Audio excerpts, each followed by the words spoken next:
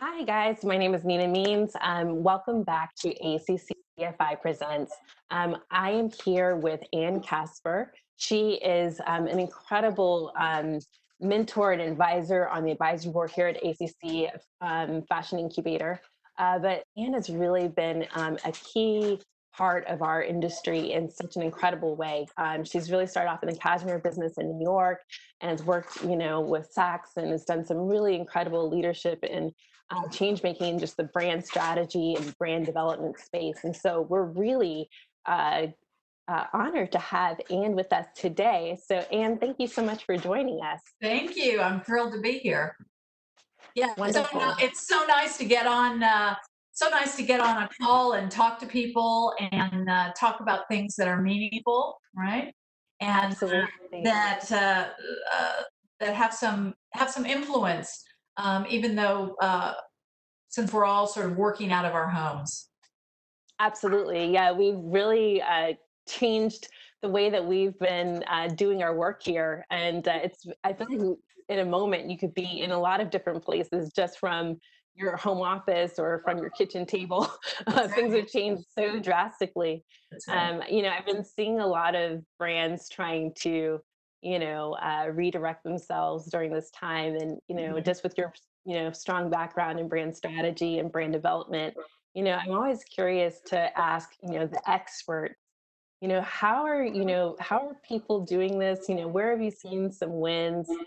People are kind Yeah. of going from surviving to thriving. Yeah. What does that look like from your perspective? Yeah. I mean, it's huge. It's really been huge. I think that the first quarter of the year, everybody sort of went into shock. And how do you pivot? How do you move? How do you take your business? How do you deal with it? And then the second quarter, a number of brands have really found, as they say, the secret sauce, or found certain things that have been working for them, and taking it into the third quarter. So I think, ideally, my experience has been with, a number of different people that I've been working with. Everybody sort of locked down and went into survival mode. Okay, what's the worst case scenario? What do we need to do? Thank God the federal government came in to help people, so they didn't have to let people go, or they furloughed people. And that was the number one most important thing. How do you take care of your employees, and how do you make sure that the company is going to survive? So if you made it past that, which most people that I know did, you sort of had to pivot next into, what does my customer need? What does my customer want? Mhm. And are we aligned with that as a company, or do we need to sort of move into a different direction with our resources, or what it is that we're doing? And the key to that has really been to communicate. Right? How are you Yeah, communicating? absolutely. If they didn't have a website, boom, they got a website. If they didn't, Hmm. if things weren't selling, right, what could they produce that would sell, and at what price point? And I think social media has and continues to have a huge influence on that, in what's happening in companies, and going with that. And also, I think the sort of smaller to mid-sized companies have been able to pivot a little bit faster than Yeah. your larger stores. You definitely see it in retail, Hmm. because although they have, in some instances, they have more to lose because of the smaller margins and the smaller amount of money, but they can move a lot faster, and Absolutely. create a lot more things. And I think that what everybody didn't realize, and what I have really loved seeing, is the community that has come together in every industry. And we've seen it in the fashion industry also. So that factories and suppliers and artists and everyone has sort of been willing to work with each other to sort of figure it out, because every sort of spoke in the bicycle wheel needs to work, and sort of Absolutely. needs to figure it out. So that's been a huge win for everybody. But I think, Absolutely. Go yeah, ahead. Well, there's something you said that I was really curious about. Whenever you're talking about, social media and kind of community building and keeping that conversation going, you know, um, what do you see as a need kind of in this space where everyone's so far apart? Like, how Yeah. are people doing that? Like, how does Yeah. that happen in a brand space? Yeah, I think it's really important that you really sit down and really look at your mission statement and really look at who your community and who your customer is to make sure that you are on brand so that every Mm, decision that you make is on brand and can answer those, three questions or five questions that you have for your brand, and you start from there. And then you okay. reach out to your customers with surveys, with videos, with, how you're posting or how, sort of how you're talking to them. And and looking at the data is hugely important right now, right? Mm, You know, mhm. how many times are they filling their basket and not buying? What are they looking at? What are they buying? How many pieces are they buying? And why? And when you talk to them, what is that reaction? So that is, to me, that's just no. Those are the top two things. And then I think, Absolutely. yeah. And then I think, the other thing too is you have to really make sure that you have people around you, right, that can help you, right? Mm, And that is community. That's both personal, professional, and in the business, right? So that you are not isolated. yeah. And carving out the time, mental health is a huge thing right now too. So you have to, carve out that time for yourself, but carve out that time and think about the mental health of your business. Absolutely. That's such a huge deal right now. I think that people kind of, depending on how you handle isolation, sometimes Yes. entrepreneurs typically are, solopreneurs or they have contractors or maybe just a handful of Right. employees. But you're right, there's definitely a mental health of the business as well. So, can you talk a little bit more about what that means? Well, I think you have to recognize kindness. A Mhm. lot of people are talking about that right now, but it doesn't. It only helps you to take a little extra minute to say, "How are you? What are Mm, you doing in your company with your vendors, with your suppliers, with your customers? This is what we're doing, and rather than, where's my order or get that out or, mm, those kind of things. And to really take that time to touch base. I mean, if you're doing Zoom calls with your staff or your team or, whoever it is, take that first 5 minutes, first 10 minutes to sort of check in with everyone. It mhm. doesn't have to be a therapy session, but it needs to be something to say, hey, are you doing okay? And, how's it working? I mean, everybody needs to pivot, right? So you're constantly pivoting, whether it's every day Right. or every week, and you need to sort of reevaluate the process and Mhm. reevaluate the communication of how That's how's great. it working. I love that I think a lot of times when we start businesses, we forget that there's people who make it happen. Mhm. And it's like you just see the brand or you see the entity or you see the product, but you're not always thinking about the transparency of how all of those individual people are functioning, Right. mental health, Yeah. processes, all of that. Right. In a really difficult time for a lot of people. There's a lot of uncertainty going on. You're kind of going into a bit about, you know, just operations and process and getting some guidance on like the mission and how do brands tap into support for that? I think small businesses are still grappling with how they identify during this time. Yeah. I think it's really important that you have a board or you have sort of that unofficial board Mm, of mentors, of experts, of different people.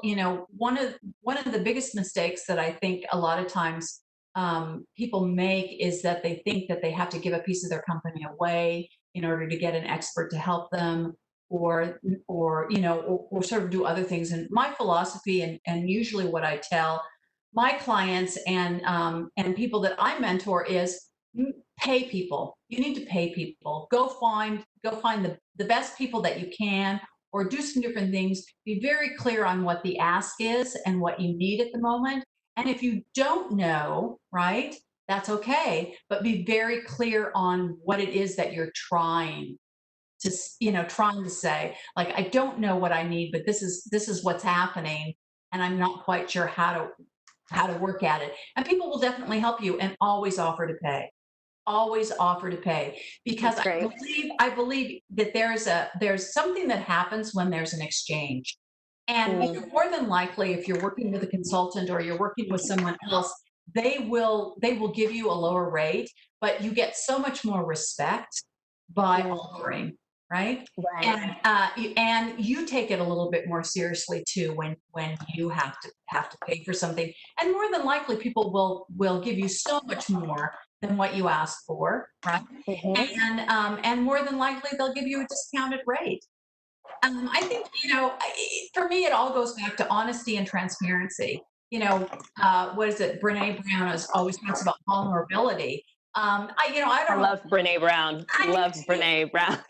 Yeah, I do too. I don't always go to that word vulnerability, but I think, I go to sort of honesty. If Mm, you're yeah. honest about what's happening and kind of honest about what different things, but you're moving forward and you have that enthusiasm to move forward, people are going to want to jump on board and really help you. And I think, Absolutely. yeah, and I sometimes people always say, well, where do I find these people? How do I don't know anyone or I'm not involved in that. And I think especially right now, since so many people are working from home and don't have that liberty, it's really LinkedIn is a huge resource, right? You start Hmm. there. You start with the any community groups that you belong to, or you just start with your circle and say, Right. "This is what I'm looking for. Hmm. Can you connect me with some different people?" And Absolutely. yeah, and you should never have any qualms about asking for help. I mean, life is about asking for help. And I think a lot of us have conditioned, have been conditioned that you should be able to do a lot on your own. We're a very Yes, independent kind of culture, right. and so the idea of asking for help says there's a deficit or there isn't, or and not one that's appropriate at times, but the Yes, truth is that nobody gets anywhere without the help of other people. right. So, we've got to get comfortable with that Yes, honesty, as you're saying, to say, hey, this is not my strong suit. I need some support here. exactly. Um, Exactly. And that's an exercise that you need to do in your company, and that's an exercise you need to do personally. What are your mhm, strengths? What are you good at? And what are you not mhm, good at? What do you not enjoy doing? Right? mhm. And then you find those people to work with you or to help you. And if you can't afford to hire someone, you hire someone for an hour or for 2 hours, right? Or you find That's good someone to advice. sort of work along with you at that time. Or if you're in a bigger corporate environment, you make sure that you're putting teams together that support each other. And Right, then right. everybody thrives. I really appreciate that because I think that sometimes as we're looking at the landscape of other, how are people able to afford to work with someone? Mhm. They may realize that they need support, and they may even be able to identify the area that they need it, but then being able to engage with a professional may be, cost prohibitive, or the Mhm. kind of professional that they really want to work with, is, Yes. maybe they're a bit out of their league. But I love the advice of, saying, well, get an hour, get 2 hours, that could really transform, Yeah, your experience. Um, absolutely.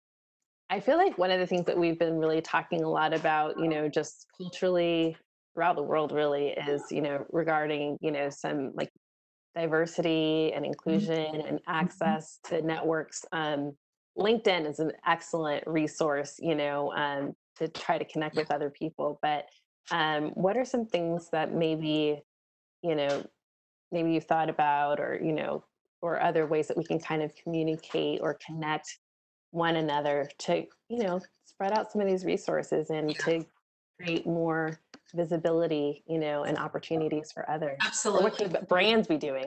Yeah, absolutely. Well, I think, one of the things that we've seen happening, again, in all industries, I focus on apparel or, the sort of that, that sort of luxury market. But I think that supporting brands, right? Every day I see it rolling through, whether it's from my local newspaper, Austin Women's Magazine, whether it's Vogue online, or any of these other things. They are now starting to focus on those smaller businesses. they're now Mhm. starting to bring to the forefront a lot of businesses from people of color, marginalized groups and things like that. Support them. Since March, just as a quick little aside, I got a little crazy and my hobby is cooking and food. So I started ordering, from all these little local small businesses. I started to get popcorn from Soul Pop Popcorn, Oh, yeah. Uncle Ray's peanut brittle. I mean, it was like it was almost thank God for the men and women working for UPS and Federal Express because it was making my day back in March and April to have Mhm. these sort of boxes arrive at my house. Supporting small Absolutely. local boutiques, all those little things that you could do. We're not, you're not going out to dinner. You're picking up food. Every little $100 helps. Every $50 Absolutely. helps. Absolutely. Yeah, when you hear about it, take action. Buy something. Absolutely. No, I appreciate that. I think that that's really the key is that, I think there's a lot of talk, but now it's like, okay, well, what are you doing whenever it's time to eat? What are you doing when it's time to replenish that new item in your closet? Yeah. This is your chance. This is your chance to make a difference, Right. right? Buy, So, buy something and promote it. Put mhm, it on and put it on your even social that, media. right? Give that small business owner a shout out. And if one of your friends takes an action, that's a success. Absolutely. I actually love that as a call to action for those who are saying, well, yeah, all of that needs to happen and someone needs to do something. But now this puts it really back into everyone's I can help space, Yeah, right? And, one action, one little action, and right. that's what you do in your business too, right? Mm-hmm. That one little action, and don't be afraid. Fear Mm-hmm. is not our friend. No. Action is just an action. If it's the Mm-hmm. wrong action or you don't get the response that you need, you just do another action. You do something else. I mean, Yeah. I have promoted that my entire career. Sometimes I needed to do it myself, but I would always say it's just whether you're a $1 billion business, right? And yes, maybe Mm-hmm. that action might cost you a bit of money, but it also might be incredible. So, Mm-hmm. have some information behind it, make a good decision, try to make a good decision. But at the end of the day, Mm-hmm. You got to be able to take that risk at some point, right? You're never yes, going to yes, innovate or become something new without a bit of change. And that's right, that pivoting that we've been talking about this whole that's right, time. It's like, hey, you can't, move forward staying still. right. Yes, So, exactly. And you know, if you're unwilling to do it, you shouldn't be an entrepreneur, right? agreed. Be- It is for the risk tolerant. It is absolutely. I mean, the first thing I always ask people when I work with them is, what is the goal? What is the vision? Right? Hmm. What is the vision? What is that end goal? Because depending upon what that vision is, there's a different path. Yes, there's some basic things of metrics and certain things that are the same, but there is a different path. If you're just planning on living in your business and supporting it and enjoying it and connecting with your community, that's completely different than I want to grow this business and in 10 years I want to sell it. Or, Right. I want to grow this business to X and then I want my children to take it over. Or, Right. It's a very different vision or strategy that's in place. But one of the things you and I have talked quite a bit, and so I always enjoy our conversations. But one of the things that you had told me recently, as we're taking these calculated risks and you're, kind of working towards the vision, you said something that I thought was just so eloquent. You said, nothing is sacred except stay on brand. Um, yeah, and yeah. could you kind of unpack that a little bit more about, just keeping the brand intact as we take these steps? 'Cause I know you're an It's expert in so this space. hard. It's so hard when you're running a business because you're looking at your competitors or you're looking what other people are doing and you're like, oh, I should do that, or I need to do that, or oh, everybody's selling, blue socks. Oh, I need to sell blue socks. No, calm down. Yeah, calm down.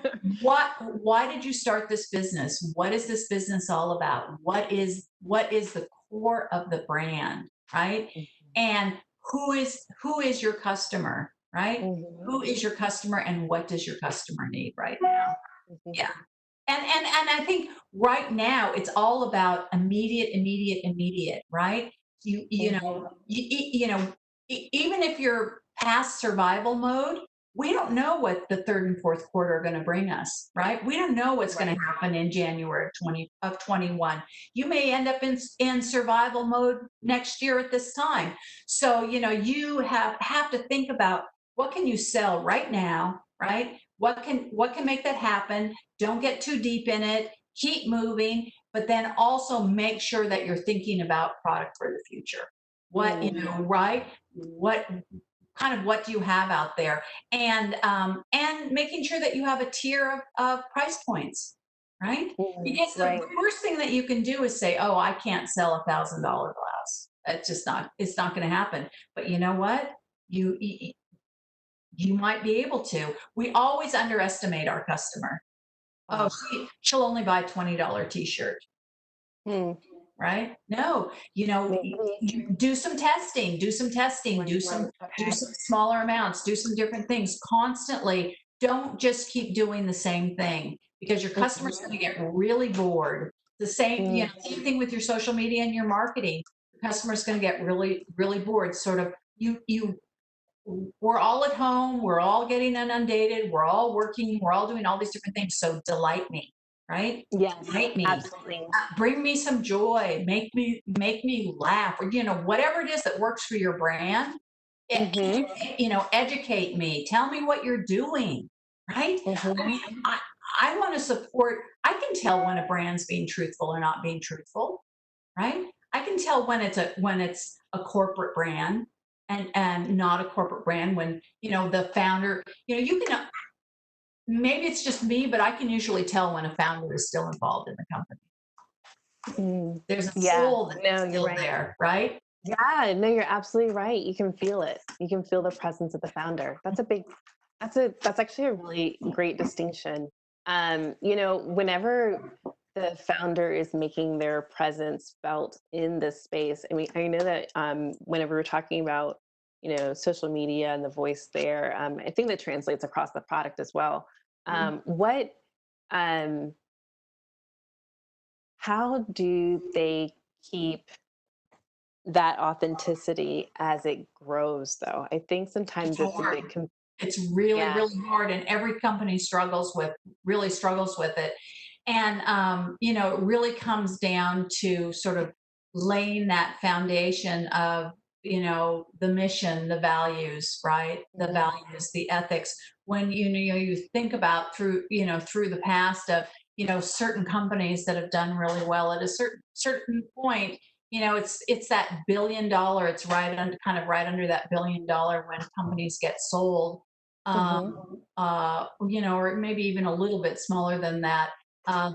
They sort of lose that, and I think part of it is I don't know. It's a really tough thing to answer. It's really about the people and who carries that DNA forward and who has that mhm, experience, and making sure that it rolls down. I'm not sure it's possible. You know, mhm. I'm Yeah. not sure it's completely possible, because you look at Apple, right? You look Mhm. at Patagonia. You look at um, I'm just thinking about some of these great brands that have sort of gone through J. Crew, right? Right. That they had a couple of reiterations through the years, but then Mhm, new people come in and they don't have that DNA, uh, mhm. of that mission. It becomes something else, and I think Right. I'm not sure, even Macy's, right? Even Bloomingdale's, some of you have, it's different leadership. It really comes down to the leadership and what is the vision of that leadership at the time. Yeah. Ralph Lauren has gone through ups and downs, and you've sort of seen that through the decades, but it's always sort of come back to the core brand and the core mission, and that's because Ralph is still alive and Mm, he's still involved. right. Right. No, that's such a strong message because these brands have had decades of business behind them. And so Yeah. as, brands are looking to create that thing, right? That je ne sais quoi, that, that connection, Right. people who use Apple products are Apple, like it's a family, it's a Yeah. lifestyle, it's a, Yep. there's a whole um space that you inhabit with that, but similarly, like as Well, brands the are kind of creating interaction. their I mean, voices. yeah, and I Yeah. think the interaction, and you see it, and again, it depends on leadership and the whole product. Product is always Mhm. number one. Product, product, Mhm. product. Are you Yeah. delivering a great product, and is it the product that your customer wants, or that your customer doesn't know they want, but then discovers that that they want it? And you see the leadership. You look at what Karl Lagerfeld done. You can look at how Gucci has kind of come back and the whole kind of thing, and it depends on who is that figurehead, and what are they doing, and how is it getting marketed and communicated. But it always Absolutely. comes back to product. If you don't Right. have a good product, it's not gonna it won't work, no matter how Right. charismatic the person is. No, You have you're to absolutely change. right. You have to pivot. It's okay. You have to pivot, and you have to change. A lot of people would say that J. Crew, had great, was kind of consistent with their brand all the way through. So what happened, right? Did they not change fast enough? Did they not? I don't know. Somebody can do a paper on it, but what was that miss in there? Did the just Mhm. demographic change, and they didn't keep up Mhm. with that next generation coming through? Was it the quality of the product? Was it too much product? Mm. Sometimes, these public companies have to keep the profits rolling in. It's not always Right. a blessing to be public. Right. Yeah. I think that there's so much to be said for um, you know, just how brands are deciding to grow. Yeah, Just exactly. Like it's with not yeah, always going to be the same formula. yeah, and with small designers and new businesses and things like that, it's not always a blessing to be huge. It's not always a blessing to say I want to be, $1 billion company, or I want to be public. And I think Hmm. that's one of the conversations I always have with people, and that back to what is your vision, right? What is Hmm. that vision that you're going for? Um, Right. you can have a wonderful life with a smaller business, You and can. still be creative and still be hands-on. Again, what do you love to do? What got you into this in the first place, right? Mm. Um, finding that point. Where is your passion? I love it. Yeah, I think that this is kind of a really great place for us to start kind of, wrapping things up today. I can't believe it's already I been can't 30 believe it. minutes. I know. It I know. flies by so quickly every single time. I was like, wait, there's so much more I want to talk to you about, Anne. Yeah. Um, guys, Anne has been an incredible mentor. Honestly, and I met you through Fashion by Austin, the That's Fashion right. Week here in Yeah. Austin, as a Bernina Fashion Fund award winner. And I had the privilege and honor of meeting you then, That's and right. just what a gem you've been in this space of strategy. And guys, you could see that this is just, Anne's got so much more that we could talk about today. And it's killing me that we don't have more time to do it. But I've already asked Anne if she wouldn't mind coming back and doing a part two. So Oh, we're yeah, going to bring her absolutely. back here in a few weeks. Maybe we'll do it later August or early September, and Yeah. bring Anne back in to have a part two of this conversation. Because I think these are things that, as we're, teeing up the rest of the year, and as brands are trying to identify what things that they should be focused on, and you drop gems on mentorship, on, Yeah. business mental wellness, on, how you're showing up in social media. It's so rich. And Yeah. so I just want to say Yeah. thank you so much You for are joining welcome. us here You today. are welcome. You're welcome. ACC holds a special place for me. I think everything you guys are doing in the fashion arena is terrific, and I love being a part of it. Well, we're really grateful to have you. We have so many great things that we've got teed up for the rest of the year, and even more to come. So we can't wait to share more about that. Good. But guys, we're already at 10:30. I want to thank you so much for joining us again, Anne, and thank you all for joining us here on our YouTube live channel for the ACC Fashion Incubator. Again, my name is Nina Means. I'm the director for Austin Community Incubator, and If you want to follow us on our social media, I would highly recommend it. We've got some really great content out there, from LinkedIn to Twitter, Facebook, and Instagram. You can follow us at ACC Fashion Incubator. And if you want to keep up with some of the other content that we're doing, or you want to know what's going on in terms of programs at the Fashion Incubator, why don't you go ahead and join our email list at fashion.incubator@austincc.edu. So we'll be back here for another awesome time with another retailer, brands, industry veterans who really know the business. And we can't wait to bring you more content here. So subscribe to our channel here on YouTube, and you'll get all the notifications on everything that's going on at the Fashion Incubator. We will be back on Monday for Coffee Talk, and you'll be able to have coffee with me first thing on Monday morning to get a quick glimpse on what's happening in the industry today. So guys, thanks so much. And that's ACCFI Presents.